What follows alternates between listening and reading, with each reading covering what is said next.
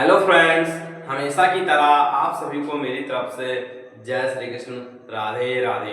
Radhe Radhe to everyone. तो कैसे हैं आप सभी लोग। मैं रमन कसोहन आप सभी का आपके अपने चैनल आर क्लास पर तहे से स्वागत करता हूं। तो फ्रेंड्स, आज हम अपने क्लास 10th के केमिस्ट्री के चौथे चैप्टर को स्टार्ट करने जा रहे हैं। जैसा कि कई सारे स्टूडेंट ये कमेंट कर रहे थे कि सर आप ये कार्बन और उसके यौगिक वाला चैप्टर कब पढ़ाएंगे। तो मैंने उन लोगों से कहा था कि हाँ, आपका बोर्ड एग्जाम थोड़ा पास आ जाए तब हम इस वाले चैप्टर को पढ़ाएं, ताकि ये वाला चैप्टर बहुत इंपॉर्टेंट है और आपके बोर्ड एग्जाम में इस वाले चैप्टर से पर्सनली क्वेश्चंस ज्यादा बनते हैं। अगर मैं बात करूं कि केमिस्ट्री में जो बड़े क्वेश्चंस बनते हैं तो वो इसी चैप्टर से बनते हैं। अब आपको इस चैप्टर में पूरे पढ़ना क्या है वो मैं थोड़ा साइड में लिखकर लेकर आया हूं, उसको आप एक बार अच्छे से देखिए।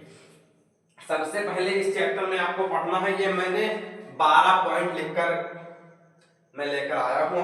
अगर आप इन्हीं पॉइंट पर अच्छे से काम कर लेंगे, यानी अगर आप इन्हीं 12 पॉइंट को अच्छे से कवर कर लेंगे तो आप इस चैप्टर में महारत हासिल कर लेंगे। तो हम स्टार्ट करते हैं। सबसे पहला टॉपिक हमारा है कार्बन में सहसंयोजक आबंध। भाई साहब, जो हमारा कार्बन है वो सहसंयोजक आबंध बनाता है, उसके बारे में सबसे पहले हम डिस्कस करेंगे।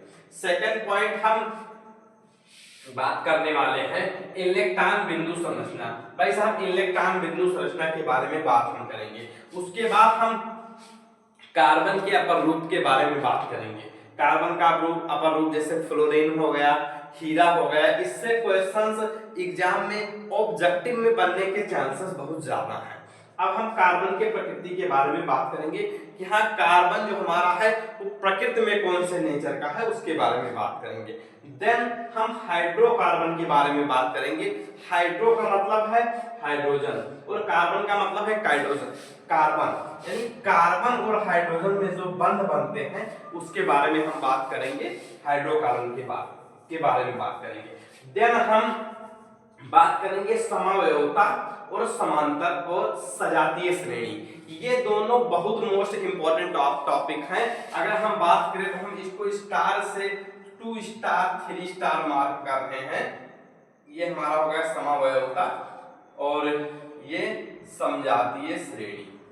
समजातीय श्रेणी बोलिए चाहे सजातीय श्रेणी बोलिए, एक ही बात है, लेकिन ये दोनों टॉपिक आपके बोर्ड एग्जाम में बहुत ज्यादा इंपॉर्टेंट है। क्या? समवयवता और सजातीय श्रेणी। इन दोनों में से एक ना एक टॉपिक आपके बोर्ड एग्जाम में देखने को जरूर मिलेगा। अब देन हमारा जो टॉपिक है वो है कि कार्बनिक यौगिकों का नामकरण।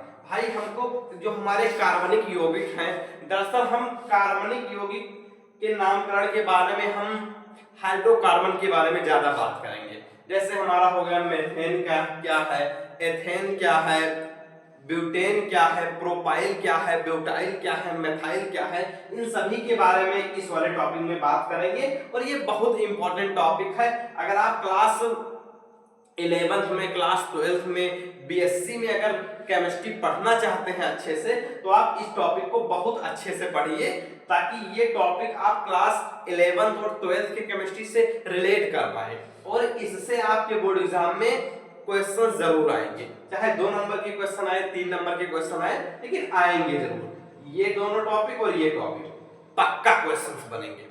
अब हम नीचे वाले टॉपिक पर आते हैं। अब मैं थोड़ा कैमरे को नीचे कर रहा हूं ताकि जो 2 टॉपिक और है वो आपको दिख जाए, तब मैं एक साथ बताऊंगा।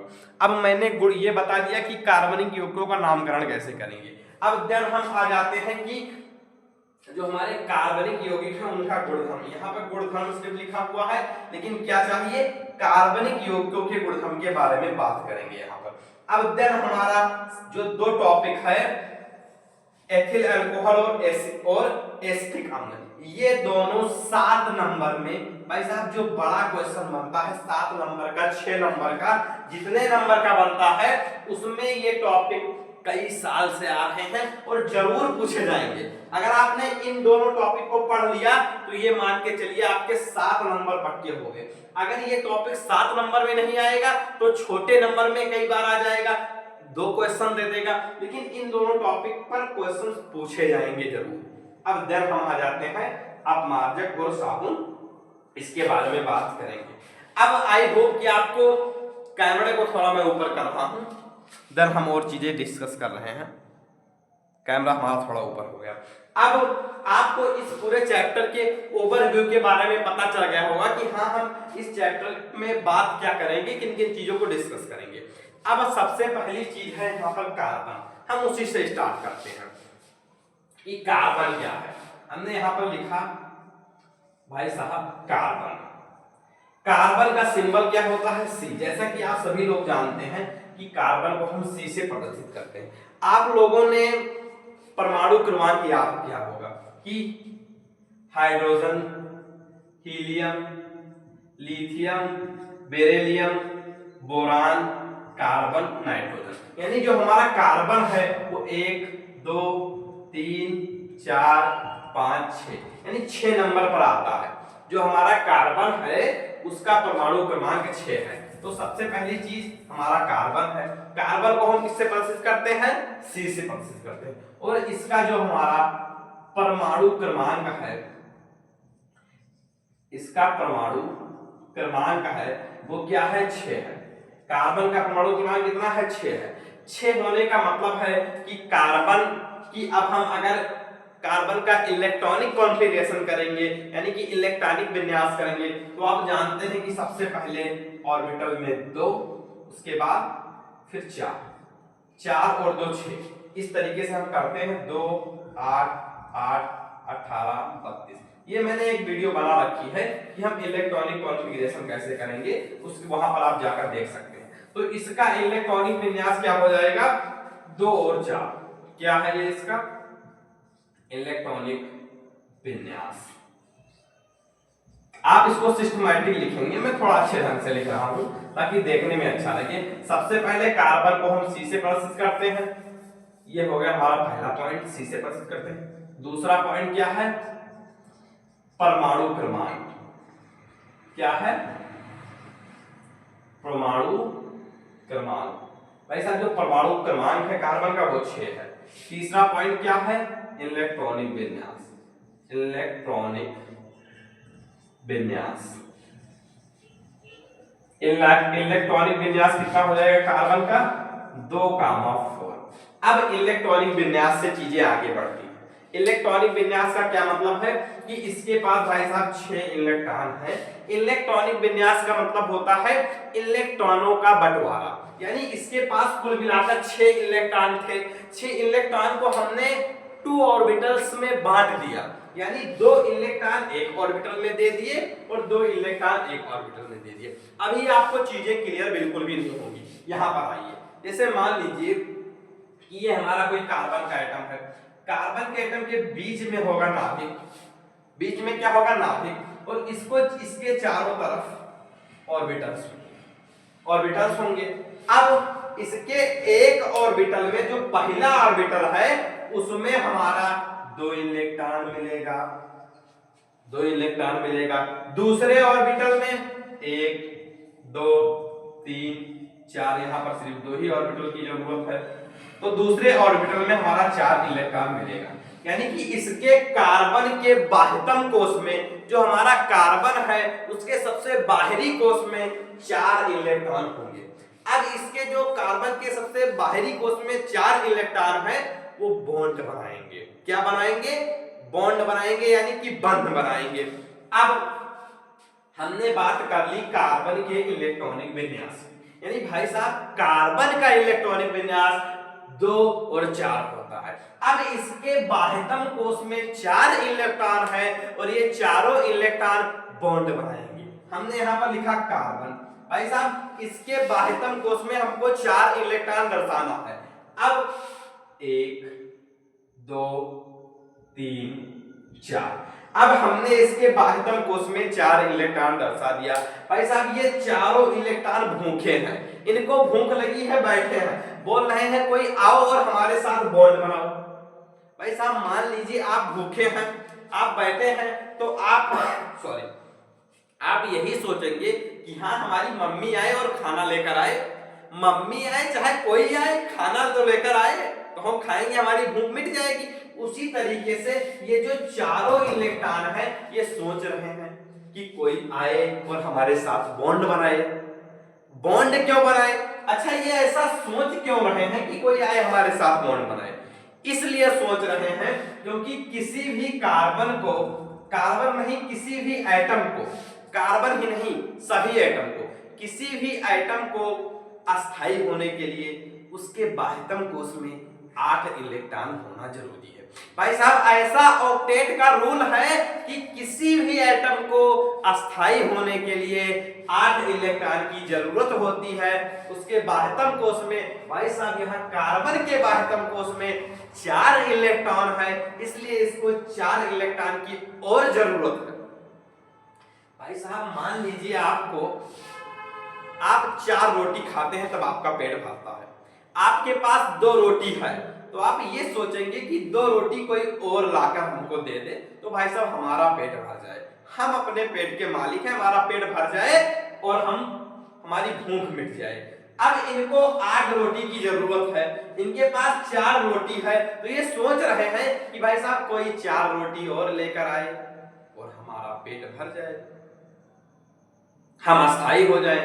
अब इधर ये बैठे थे, इनके बगल से हमारे हाइड्रोजन जा रहे थे। भाई साहब, हाइड्रोजन जा रहे थे, हाइड्रोजन को भी भूख लगी है, हाइड्रोजन को भी भूख लगी है, लेकिन इसके पास 1 इलेक्ट्रॉन है और इसकी पूरी भूख जो है वो 2 इलेक्ट्रॉन की है। अब हाइड्रोजन भी सोच रहा है कि भाई साहब कोई आए और हमारे पास 1 रोटी लेकर आए, हम खा ले, हमारा पेट भर जाए। अब ये अपना दुख इनसे कह रहे हैं कि हमको 1 रोटी चाहिए, ये इनसे अपना दुख कह रहे हैं कि हमको 4 रोटी चाहिए। अब ये दोनों आपस में गणना कर रहे हैं कि हमको हमारी भूख कैसे मिटे। तब इसमें दूसरी बात आती है कि कार्बन जो है उसमें साझेदारी का गुण होता है। अब तीसरा पॉइंट, तीसरा नहीं चौथा पॉइंट क्या है? साझेदारी। साझेदारी। अब आप ये सोचिए कि कोई आपके बगल बैठा है, उसको भी भूख लगी है, उसको 4 रोटी की भूख है, उसके पास 8 रोटी की भूख उसको है, उसके पास 4 रोटी है। आपको भी भूख लगी है, आपको 2 रोटी की भूख है, आपके पास 1 रोटी है, तो क्या आप उसको रोटी देना पसंद करेंगे? भाई साहब बिल्कुल नहीं देंगे, सोचेंगे कि 1 रोटी खाएंगे कुछ तो भूख मिट जाएगी। इसी तरीके से ये दोनों सोच रहे हैं। अब तब कार्बन के पास एक साझेदारी का गुण होता है। अब जैसे आप लोगों ने सुना होगा कि व्यापार में लोग साझेदारी करते हैं, यानी कोई धंधा कर रहे हैं तो उसमें लोग साझेदारी करना पसंद करते हैं। जैसे मान लीजिए हम कोई फैक्ट्री बनाना चाहते हैं, हमारे पास 1 लाख रुपए है, हमारा कोई फ्रेंड है, हमारा कोई मित्र है, उसके पास भी 1 लाख रुपए है, तो हम दोनों लोग आपस में मिल गए, दोनों लोग आपस में मिल गए और मिलकर हमने फैक्ट्री खड़ी कर दी। अब लोग देख रहे हैं, उनको लग रहा है कि हाँ 2 लाख की फैक्ट्री है। भाई साहब 2 लाख की इन्होंने फैक्ट्री खड़ी की है और जबकि हमने 2 लोगों ने मिलकर करी। तो जब हमसे कोई पूछेगा तो हम बोलेंगे हाँ हमने 2 लाख की फैक्ट्री खड़ी की, तो वो सोचेगा हाँ खड़ी की। और जब हमारे मित्र से कोई बोलेगा तो वो भी बोलेंगे कि हमने 2 लाख की फैक्ट्री खड़ी की। ठीक है, यानी दोनों लोगों ने साझेदारी कर ली। अब ये दोनों लोग आपस में साझेदारी कर लेंगे, ये दोनों लोग आपस में क्या करेंगे? साझेदारी करेंगे। मैं थोड़ा इसको नीचे बना रहा हूं। ये कार्बन है 1 2 3 4, ये हाइड्रोजन है, ये अब ये इलेक्ट्रॉन, हाइड्रोजन को हम गुणे से दर्शाते हैं। कार्बन ने 1 हाइड्रोजन के साथ साझेदारी कर ली, यानी अब कार्बन के बाह्यतम कोश में 5 इलेक्ट्रॉन हो गए, 1 इलेक्ट्रॉन हाइड्रोजन का, 4 इलेक्ट्रॉन इसका, इसके बाह्यतम कोश में 5 इलेक्ट्रॉन हो गए और हाइड्रोजन के बाह्यतम कोश में 4 इलेक्ट्रॉन और 2 इलेक्ट्रॉन हो गए, 1 इलेक्ट्रॉन हाइड्रोजन का, 1 इलेक्ट्रॉन ये। लेकिन अभी इसका मन नहीं भरा है। भाई साहब इसको हम थोड़ा अच्छे से बनाते हैं, ये लेकिन अभी जो कार्बन है उसको 8 इलेक्ट्रॉन की जरूरत है, इसके पास अभी 5 इलेक्ट्रॉन हुए हैं, तो यानी कि ये 3 हाइड्रोजन के साथ और बॉन्ड बनाएगा, 3 हाइड्रोजन के साथ और बॉन्ड बनाएगा।